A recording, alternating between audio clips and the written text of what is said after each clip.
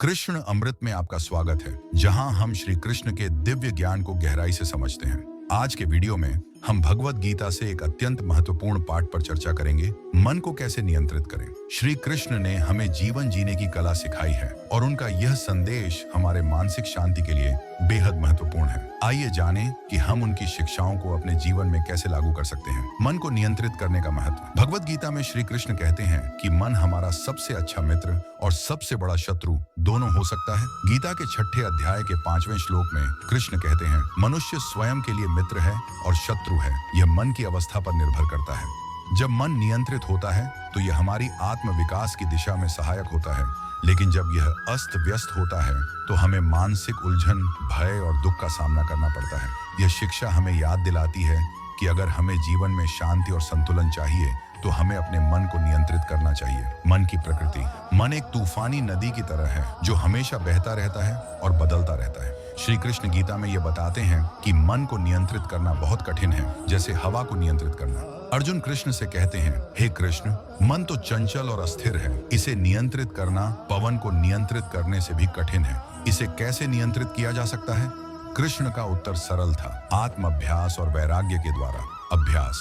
मन को नियंत्रित करने के लिए कृष्ण अभ्यास का महत्व बताते हैं। जैसे एक संगीतकार अपने वाद्य यंत्र की रोजाना प्रैक्टिस करता है या एक खिलाड़ी अपने शरीर को प्रशिक्षित करता है, वैसे ही मन को भी नियमित रूप से प्रशिक्षित करना जरूरी है। कृष्ण गीता में कहते हैं, निरंतर अभ्यास और वैराग्य से मन को नियंत्रित किया जा सकता है। सामान्य ध्यान, प्रार्थना और आत्मविश्लेषण से हम अपने मन को शांत और केंद्रित बना सकते हैं, चाहे बाहरी परिस्थितियां कैसी भी हों।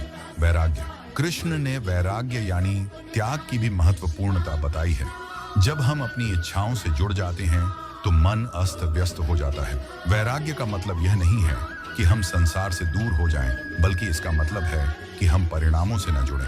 कृष्ण गीता के 2 अध्याय श्लोक 47 में कहते हैं, तुम्हारा अधिकार केवल कर्म करने का है, फल के बारे में कभी सोचो मत। कभी भी अपने कर्मों के परिणाम से जुड़ मत जाओ, न ही निष्क्रियता में रहो।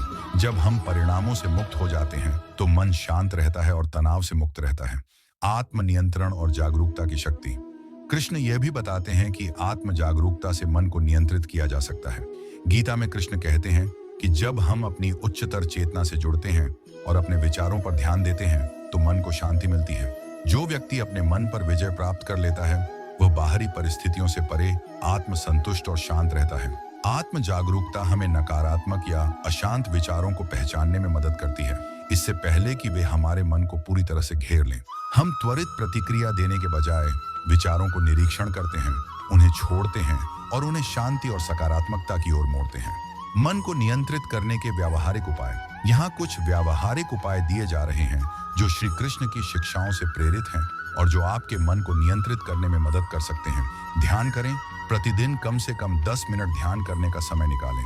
अपनी श्वास पर ध्यान केंद्रित करें और मन को शांत करें। जैसा कि कृष्ण कहते हैं, मन चंचल है, परंतु अभ्यास से इसे नियंत्रित किया जा सकता है। साक्षात्कार, माइंडफुलनेस। हर कार्य को पूरी तरह से करें, चाहे आप काम कर रहे हों, खा रहे हों या किसी से बात कर रहे हों।